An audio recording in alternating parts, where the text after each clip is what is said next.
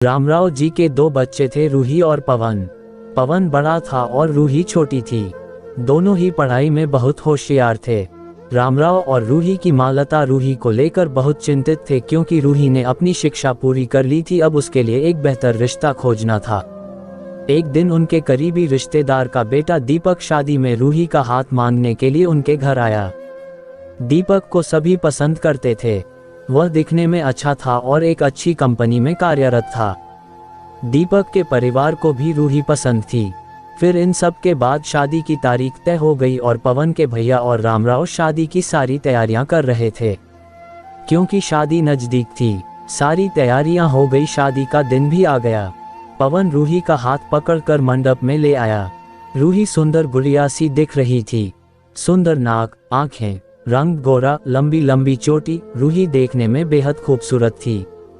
पवन रूही को मंडप में ले आया और पंडित ने रूही को कन्यादान के लिए हाथ आगे करने को कहा और उसका हाथ कांपने लगा। जिस पिता ने इस हाथ को पकड़कर दुनिया में चलना सिखाया, वही आज उसका हाथ किसी और पुरुष के हाथ में देने जा रहे थे। अपनी उस बेटी के बिना अपना बाकी का जीवन बिताना, ये विचार ही उनके लिए काफी कष्टदायक था। पिता ने उसका हाथ पकड़ लिया और उसके होने वाले पति ने नीचे से उसके हाथ को सहारा दिया। कन्यादान की रस्म शुरू हुई। हाथों से पानी की एक एक बूंद गिरने के साथ पिता की आंखों से भी बूंद बूंद आंसू गिर रहे थे। अपने कलेजे का टुकड़ा दान करते समय क्या अवस्था होती है, तब वह रामराव ने जाना। वह रस्म खत्म हुई। पंडित जी ने लता और रामराव के हाथ में दियों से भरा पर्दा दिया। उनके सामने बेटी और उसका पूरा ससुराल परिवार बैठाया और पंडित जी ने कहा, आज से आपकी बेटी उनकी हो गई। उनसे कहो कि उसका अच्छे से ध्यान रखें। लता अपने मायके वालों के लिए एकदम पराई हो गई। उसकी आंखों में आंसू भर आए। रूही को 2 दिन की ट्रिप पर भी भेजना माँ के लिए कितना मुश्किल होता था, और अब उसको हमेशा के लिए दूसरे के घर भेज दिया जाए और उसके अपने ही घर का मेहमान बना दिया जाए, यह बात अब माँ को समझ आ रही थी। उस रस्म के बाद दूल्हा गेट पर आ गया। पंडित जी ने आवाज दी, लड़की के मामा लड़की को लेकर आओ। उस मामा का हाथ पकड़कर वह उस अंतर पाठ पर जा रही थी। सुबह उठकर एक साथ नाश्ता, फिर मस्ती, फिर मामी के हाथ का खाना और रात में मामा के गोद में सिर रखकर सोने वाली भांजी आज उस मामा को दूसरे के हाथ में सौंपनी होंगी। ये सोचकर उसने अपने हाथ कस लिया और मंगलाष्टक प्रारंभ हो गए। भाई दूज के दिन बिना कुछ मांगे मिलने वाला गिफ्ट, एक साथ फोड़े हुए पटाखे, टीवी कौन देखेगा, इस पर झगड़ा और दादाजी गुजर जाने के बाद उन दोनों का गले लगकर रोना। दोनों भाई बहन आज एक दूसरे को देख रहे थे। उतनी ही देर में मंगलाष्टक समाप्त हो गए। मंगलाष्टक समाप्त हो जाने के बाद रूही अपने आगे आने वाले नए जीवन को लेकर उत्साहित हो गई।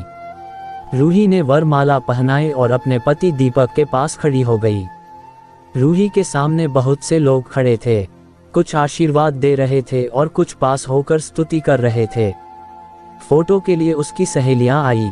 एक ने उसका हाथ पकड़ा, दूसरी ने उसका पल्लू अटका हुआ निकाला, तीसरी ने उसके आंसू पोंछे।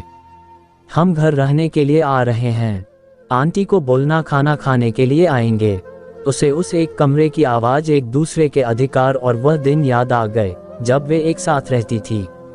अचानक पति दीपक ने कहा कि तुम चारों की तस्वीरें ले लो। मैं साइड में खड़ा हो जाता हूँ और वह चारों चेहरे हंसे। खाने की कतार में आज रूही माँ पापा से दूर दूसरे लोगों के साथ बैठी थी। खाना खाने के बाद पंडित जी ने गौरी हार की पूजा करने के लिए बुलाया। रूही ने वहां मन से पूजा की। माँ ने रूही की झोली भर दी और अनीता आंटी ने कहा कि आप पीछे मुड़ना मत। रूही अचानक चौंक गई। वह आगे बढ़ने लगी। इतने सालों से बच्चे की तरह पाले हुए उस चाचा का बांध टूट गया। स्कूल से घर वापस आने में देर हो जाने पर अस्वस्थ होने वाले वह चाचा जी, जन्मदिन पर 5-6 फ्रॉक उसके आगे लाकर रखने वाले चाचा जी, मैं नहीं आने वाली आज घर में, चाची के पास रहूंगी कहकर रोने वाली वह आज हमेशा के लिए दूर चली जाएगी। ये रूही के दूसरे माँ पापा के रूप में चाचा चाची को भी यह बात सहन नहीं हो रही थी। उसकी पहचान आज बदल चुकी थी। हाथों की वह हरी चूड़ियां, पाँव में बिछिया और गले में मंगलसूत्र नए जीवन की राह दिखा रहे थे। सास का हाथ पकड़कर रूही उस फूलों से सजी गाड़ी में दीपक के साथ बैठी। उस गाड़ी में खुशी थी और उस गाड़ी के बाहर खड़े सभी लोग आंखों में आंसू लिए उसे अलविदा कर रहे थे। तो दोस्तों, ये थी हमारी आज की कहानी। उम्मीद करते हैं कि आपको पसंद आई होगी। आपका क्या कहना है इस कहानी के बारे में हमें कमेंट करके जरूर बताएं। वीडियो को लाइक दीजिए और चैनल को सब्सक्राइब करके घंटी को दबाकर ऑल पर सेट कर लीजिए ताकि आने वाली वीडियो आपको तुरंत मिले। मुझे दीजिए अगली वीडियो तक इजाजत। तब तक के लिए धन्यवाद।